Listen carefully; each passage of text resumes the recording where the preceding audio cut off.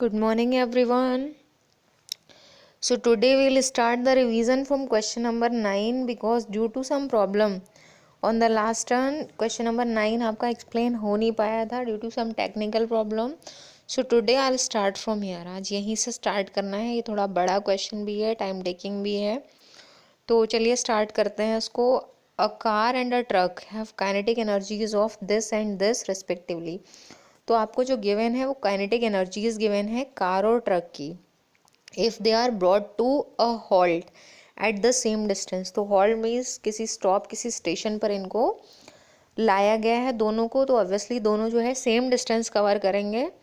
और दूसरी बात ये है कि एक चीज़ याद रखना है आपको कि ब्रॉट टू अ हॉल्ट का ये भी मतलब हुआ कि दोनों की जो स्पीड थी जिससे वो चल रहे थे वो ज़ीरो हो जाती है क्योंकि हॉल्ट पर आकर वो रुक जाएंगे.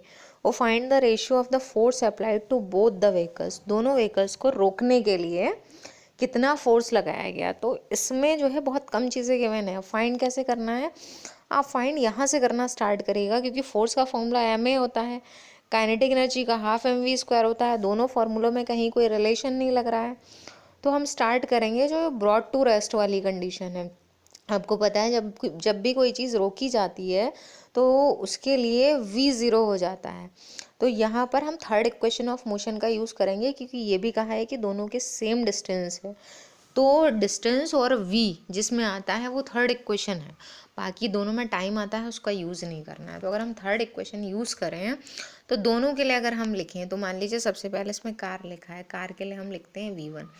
तो थर्ड इक्वेशन आपको पता है v1 square minus u1 square is equal to 2as. तो v1 स्क्वायर माइनस अगर रिलेशन आप लिखेंगे तो 1, क्योंकि कार को 1 माना है ट्रक को 2 माना है, इज इक्वल टू 2as. तो 2a1 हो जाएगा और s में 1 नहीं लगाएंगे क्योंकि डिस्टेंस दोनों ने सेम कवर की है. तो इस रिलेशन को अगर आप सॉल्व करो तो यहाँ v तो ज़ीरो हो जाता है और u जो है उसमें माइनस साइन लगा है, और क्योंकि जब इधर रोका जाएगा तो इसमें भी माइनस साइन आएगा. तो आपका रिलेशन बन जाता है कि u1 square is equal to 2a1s. Okay, इसी तरह से आप सेकंड रिलेशन लिखते हैं जब उसके लिए ट्रक के लिए, तो आपके पास रिलेशन आ जाता है u2 square is equal to 2a2 into s. Okay, तो ये रिलेशन आपके दोनों किसके हैं, स्पीड के हैं. दोनों की स्पीड इतनी है कार और ट्रक की. अब आपको क्या करना है, फोर्स का रेशियो आपको फाइंड करना है. वो फोर्स का रेशियो डायरेक्ट फाइंड करने की जगह आप क्या करेंगे, पहले क्योंकि काइनेटिक एनर्जी इनकी गिवन है, पहले काइनेटिक एनर्जी हम लिखते हैं. तो रेशियो फॉर्म में ही लिखते हैं. मान लीजिए दोनों की काइनेटिक एनर्जी का आपने रेशियो लिखा k1 upon k2 means car upon truck. तो आपको पता है इनका फॉर्मूला होता है हाफ एम वी स्क्वायर, लेकिन v तो ज़ीरो है तो हम v नहीं हाफ एम यू स्क्वायर लिखेंगे क्योंकि इनके पास इनिशियल स्पीड थी. तो आपने लिखा half m1 u1 square upon, इसी तरह से दूसरा लिखा हाफ m2 u2 स्क्वायर, जिसमें कि हाफ दोनों में कैंसिल हो गया. अब आपने जो u1 और u2 की वैल्यूज़ यहाँ निकाली थी उनको पुट कर देते हैं. तो m1 पता नहीं है, नोन नहीं है, उसको ऐसे ही छोड़ देते हैं. u1 स्क्वायर की जगह आपको क्या लिखना है, 2, और स्क्वायर करके लिखना है तो डायरेक्ट हम ये स्क्वायर यहाँ कर ही देते हैं. 2 का स्क्वायर 4 हो जाएगा, a1 स्क्वायर और s स्क्वायर. सॉरी, ये ऑलरेडी स्क्वायर में ही है, ठीक है, आपको स्क्वायर नहीं करना. मैं एक बार फ्रेश कर दे रही हूँ. ये 2 ही है, ठीक है, ये क्या है, स्क्वायर में है, तो स्क्वायर आपको करना ही नहीं है. तो ये हो गया आपका 2 और साथ में a1 और s, ठीक है, 2a1s अपॉन नीचे आ जाएगा डिनोमिनेटर में आपका m2 इंटू, इसमें भी आ रहा है 2a2 और s. तो यहाँ से फिर से देखिए, एक तो 2 कैंसिल हो जाएगा, दोनों में आ रहा है, s भी दोनों में आ रहा है, सेम है, s भी कैंसिल हो जाएगा. अब आपके पास क्या बचता है, m1 a1 upon m2 a2, यही तो बच रहा है आपके पास. लेफ्ट साइड में बचा k1 अपॉन k2, राइट में बचा m1 a1 upon m2 a2, ठीक है. अब देखिए एक बार फिर से, अब आपको पता है कि जो एम ए होता है, ये रिलेशन बचा है फ्रेश हमारे पास, m1 a1 अपॉन m2a2। तो आपको पता है यही रिलेशन फोर्स का है, ma फोर्स होता है, अगर 1 लिखा है तो कार का है, 2 लिखा है तो ट्रक का है। ये वैल्यूज़ अगर हम पुट कर देते हैं तो हमारे पास फोर्स का रिलेशन आ जाएगा। तो मैंने क्या किया है, लेफ़्ट साइड जो यहाँ राइट साइड लिखी है उसको लेफ़्ट में लिख लिया है। तो m1a1 अपॉन m2a2 आएगा लेफ़्ट में, तो उसको m1a1 अपॉन m2a2 लिखने की जगह मैंने इसको कर दिया f1 और इसको f2, क्योंकि ये फोर्स के रिलेशन से। k1 k2 की जगह मैंने उनकी वैल्यूज़ पुट कर दी हैं। तो k1 की वैल्यू है 8 और इंटू 10 का मतलब 80, और जो दूसरी वेलोसिटी है वो 9 इंटू 10 का मतलब है 90, जो दूसरी काइनेटिक एनर्जी है। तो ये कैंसिल हो जाएगा और आपके पास रेशियो जो फाइंड करना था आपको फोर्स का, वो आ रहा है 8:9। तो ये इम्पॉर्टेंट क्वेश्चन भी है, बड़ा क्वेश्चन भी है, तो आपको जैसे भी इसको नोट डाउन करना है, but right it properly. Okay, तो ये आपका जो है question number 9, this is done now. अब क्वेश्चन नंबर 10 पर आते हैं। क्वेश्चन 10 में यहाँ दे रखा है बस ऑफ मास 10,000 kg। तो बस का मास दे रखा है 10,000, is moving with a velocity 90 kilometre per hour की वेलोसिटी से वो चल रही है। Calculate the work done to stop this bus. तो आपको पता है वर्क का फॉर्मूला होता है फोर्स इनटू डिस्प्लेसमेंट। तो यहाँ पर फोर्स के लिए आपके पास मास है, और जो डिस्प्लेसमेंट होता है उस डिस्प्लेसमेंट का relation v minus you upon T होता है। एक बार मैं इसी रिलेशन में चेंज कर दे रही हूँ सारी चीज़ें। जैसे फोर्स का जो रिलेशन है वो एम ए होगा, लेकिन यहाँ पर ए तो दे नहीं रखा है। वेलोसिटीज़ के टर्म्स में अगर आप निकालें तो v minus you upon T ये आएगा। साथ में डिस्टेंस भी दे रखी, डिस्टेंस क्या पुट करनी है वो भी यहाँ गिवन नहीं है। तो डिस्टेंस के लिए आप एक काम कर सकते हैं, डिस्टेंस का भी फॉर्मूला यूज़ करके वैल्यूज़ पुट करेंगे। तो यहाँ जो है वो ये कहा है calculate the work done to stop this, यानी कि आपको उसको स्टॉप करना है। तो जब स्टॉप किसी भी चीज़ को किया जाता है तो उसके लिए v जो है वो क्या हो जाएगा, 0। ओके, तो अब हमें यूज़ करना है इक्वेशन ऑफ मोशन को।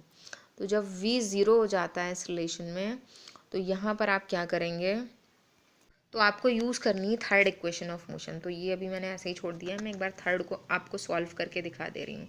Third equation v square minus u square is equal to 2as होती है। ओके, तो वहाँ से अगर हम s फाइंड करें तो v square minus u square upon 2a। Okay, v क्या हो जाएगा, 0, क्या बचेगा आपके पास, यू स्क्वायर अपॉन 2a। ठीक है, अब देखिए एक काम करते हैं, आप या तो एक्सेलरेशन की वैल्यू अगर यहाँ पुट करेंगे, यहाँ भी पुट करनी पड़ेगी, लेकिन उससे इजी स्टेप ये हो जाएगा कि क्योंकि दूसरा जो क्वांटिटी है वो एक्सेलरेशन के टर्म्स में ही आ रही है, तो इसको फिर से मैंने ए ही लिख दिया है। ठीक है, क्योंकि यहाँ से कैंसिल हो जाएगा। एम ए इंटू एस की वैल्यू ये वाली हम पुट करेंगे, तो v square minus u square upon 2a। इसमें आपको क्या करना है, v स्क्वायर को 0 कर देना, वो है ही नहीं इसमें। u स्क्वायर अपॉन 2a है, तो यहाँ एक्सेलरेशन से एक्सेलरेशन कैंसिल हो जाएगा। तो क्या बचेगा आपके पास, एक तो मल्टीप्लाई हो जाएगी, माइनस आ रहा है इसमें, माइनस आ जाएगा m, और साथ में आ जाएगा आपके u स्क्वायर अपॉन में क्या आ जाएगा, 2। ठीक है, एम यू स्क्वायर अपॉन 2, तो जहाँ m दे रखा है u भी दे रखा है, 2 से डिवाइड कर देना है। u को आपको कन्वर्ट भी करना पड़ेगा, क्योंकि u जो है वो 90 किलोमीटर पर आवर है और आपको मीटर पर सेकंड में फाइंड करना है, तो आपको मल्टीप्लाई करना पड़ेगा 5/18 से, और इस फॉर्मूले में पुट कर देंगे, सॉल्व कर लेंगे। तो इस टाइम आप देख रहे हैं जो दोनों क्वेश्चन थे आपके, चाहे वो 9 क्वेश्चन हो चाहे वो 10 क्वेश्चन हो, दोनों ही कॉम्प्लिकेटेड हैं, रीजनिंग है, न्यूमेरिकल हैं, कैलकुलेशन ज़्यादा करनी है। तो अगर एग्ज़ाम में इस तरह के आते हैं then you have to practise more. तो इस टाइप के क्वेश्चन की आपको ज़्यादा से ज़्यादा प्रैक्टिस करनी है लिख कर। ओके, फिर शॉर्ट आंसर टाइप 2 का मतलब होता है ऐसे क्वेश्चन जो 3 मार्क्स के हैं। तो यहाँ पर इन वाले क्वेश्चंस के लिए सबसे पहला क्वेश्चन है, the velocity of a body moving in a straight line is increased by applying constant force F for some distance in the direction of motion.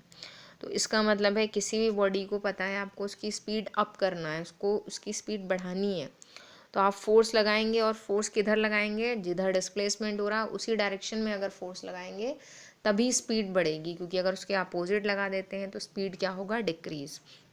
अब दूसरा पार्ट है prove that the increase in the kinetic energy of the body is equal to the work done by the force on the body. तो एक तरह से ये kinetic energy का derivation है। आपको प्रूफ ये करना है कि इंक्रीज इन काइनेटिक एनर्जी, अब बॉडी की जो काइनेटिक एनर्जी में इंक्रीज होती है वो किसके इक्वल होती है, जितना भी बॉडी पर वर्क किया जाता है, क्योंकि जितना वर्क करते जाएंगे उतनी ही उसकी जो काइनेटिक एनर्जी है वो इंक्रीज होती जाएगी। तो देखिए इसका तरीका क्या है। अब इसका तरीका ये है कि सबसे पहले आपने वर्क का रिलेशन यूज़ किया कि we know work is equal to force into displacement. Okay, तो वर्क का रिलेशन है फोर्स इनटू डिस्प्लेसमेंट। वर्क को किसके इक्वल प्रूफ करना है आपको, इंक्रीज इन काइनेटिक एनर्जी के। तो आपको पता है कि सबसे पहली फर्स्ट वाली सिचुएशन में मान लीजिए आपने लिखा है कि सबसे पहले जो बॉडी का डिस्प्लेसमेंट था वो S1 था, या मान लीजिए 0 था, जो भी था वहाँ से स्टार्ट किया आपने, बॉडी पर फोर्स लगाना स्टार्ट किया। तो आपको पता है फोर्स का रिलेशन होता है ma इंटू डिस्प्लेसमेंट जो है वो s है बॉडी का। ओके, अब देखिए इस रिलेशन में आपको क्या करना है। अब इस रिलेशन में आपने ये मान लिया कि बॉडी जो है वो पहले उसकी स्पीड थी u, बाद में उसकी स्पीड बढ़कर हो जाती है v। ठीक है, तो अब आप और मान लीजिए बॉडी ने इतने डिस्टेंस, इतनी स्पीड में जो u से v हो गई उसमें डिस्टेंस s कवर की है, फोर्स f लगा है उस पर, एक्सेलरेशन ये था जो भी है, वो कंडीशन यहाँ लगा दी। तो यहाँ से यहाँ तक बॉडी को चलाने में वर्क कितना करना पड़ा, w। मास बॉडी का m था, एक्सेलरेशन a है, स्पीड u से v तक बढ़ चुकी है, डिस्टेंस s कवर किया है। ये पूरी सिचुएशन हमने लिख दी, वर्क का रिलेशन यहाँ लिख दिया। अब आप अगर यूज़ करते हैं थर्ड इक्वेशन ऑफ मोशन, तो थर्ड इक्वेशन ऑफ मोशन में s को रिप्लेस कर देते हैं, क्योंकि काइनेटिक एनर्जी के फॉर्मूले में s नहीं आता है। तो s को हम कैसे रिप्लेस करेंगे, अभी मैंने आपको बताया ही था कि थर्ड इक्वेशन होती है v square minus u square is equal to 2as। अगर आपको s फाइंड करना है तो v square minus u square upon 2a हो जाएगा। तो ये s की वैल्यू ऊपर वाले रिलेशन में पुट कर देते हैं, तो ma के ब्रैकेट में v square minus u square upon 2a ये आ जाएगा। अब ये a जो है वो यहाँ से कैंसिल हो जाता है, बचा आपके पास क्या, m और ब्रैकेट के अंदर v square minus u square upon 2। अब इस m से इस ब्रैकेट की हम कर देते हैं मल्टीप्लाई। तो सबसे पहले 1/2 mv square minus 1/2 mu square. अगर आप इसको मल्टीप्लाई करके देखें, करना आपको सेल्फ है तभी आपको समझ आएगा। अब देखिए यहाँ पर जब आप इसको मल्टीप्लाई करेंगे तो आपके पास रिलेशन आया w इज इक्वल टू 1/2 से मल्टीप्लाई हुई m v square minus 1/2 m u square. तो 1/2 m v स्क्वायर क्या हुआ, फाइनल काइनेटिक एनर्जी, बाद में जो काइनेटिक एनर्जी है, और हाफ m u स्क्वायर क्या हुई, इनिशियल काइनेटिक एनर्जी, किसके इक्वल आ रही है, वर्क के। तो आपको पता है कि स्पीड अप हुई है तो फाइनल काइनेटिक एनर्जी ज़्यादा है, इनिशियल काइनेटिक एनर्जी कम है। तो ये एक डेरिवेशन भी है, 11th क्लास में भी आता है, आपके क्लास में भी ये इंक्लूड हो गया है। तो आपको ये पूरा डेरिवेशन इस तरह से करना है, जैसे मैंने अभी आपको दिखाया था, डायग्राम भी बनाना है और डायग्राम को डिस्क्राइब भी करना है। जैसे मैंने आपसे कहा इसमें कि एक डायग्राम बनाइए, उसमें आपको लिखना पड़ेगा कि let a body of mass m is moving initially with the speed u, then its speed is increased to v, its acceleration is a, it has covered the distance s। ये सब कुछ आपको लिखना है। फिर आपको लिखना है then the work done on the body. फिर आपने लिखा था w is equal to f s. फिर आपने इसको ब्रेक कर लिया, m into a into s लिखा। फिर आपने लिखा we know by third equation of motion s is equal to v square minus u square upon 2a। फिर s की वैल्यू आपने पुट की उस रिलेशन में w वाले में, तो जो भी आया उसके बाद आपने क्या किया कि ब्रैकेट को ओपन किया, ये स्टेप आता है, लास्ट में ये आता है, और लास्ट में आप लिख देंगे कि hence it is prove that the work done on the body is equal to the increase in its kinetic energy. Okay, तो यहाँ तक आपका ये फिनिश हो गया है शॉर्ट आंसर टाइप 2 तक। शॉर्ट आंसर टाइप 2 का जो सेकेंड क्वेश्चन है, drive an expression for potential energy right it's SI unit, फिर ये एक और बड़ा डेरिवेशन है, तो इसकी भी आपको प्रैक्टिस करनी है। और ये स्टार्ट करते हैं हम नेक्स्ट टर्न से। Okay, thank